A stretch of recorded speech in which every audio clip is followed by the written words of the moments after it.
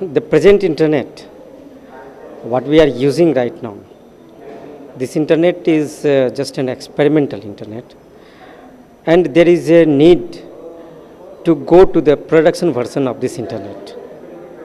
And the legacy network, what we are using right now, is a IPv4 version, which was designed in the lab and used by the lab people, and it was put into the use for the general public.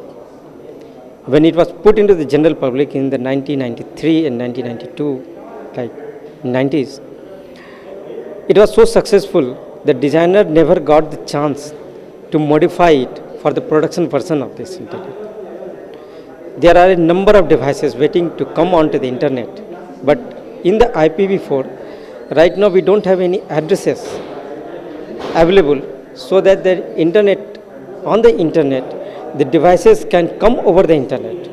This is the situation when suppose I born in this world but don't have my name.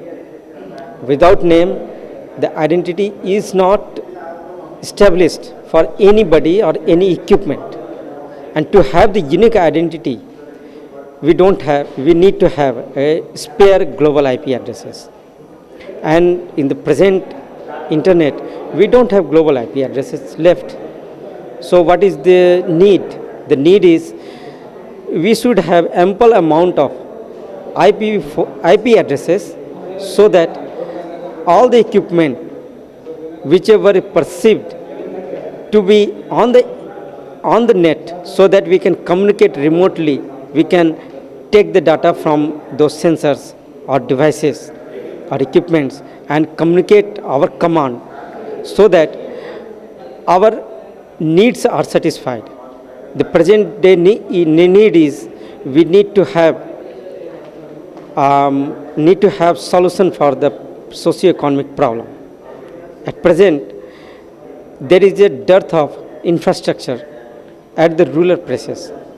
We don't have medical facility, we don't have education facility, but we cannot wait the hospitals to build so that all the persons in the village area will be covered under the medical cover. Similar is the case with the education institutes, schools, colleges. So if we take the technology route, we can extend this medical facility, we can extend the education facilities to the remote places over the internet. But the requirement is, when you talk of you put all the applications, you put all the equipments over the internet, you need to have spare global IP addresses.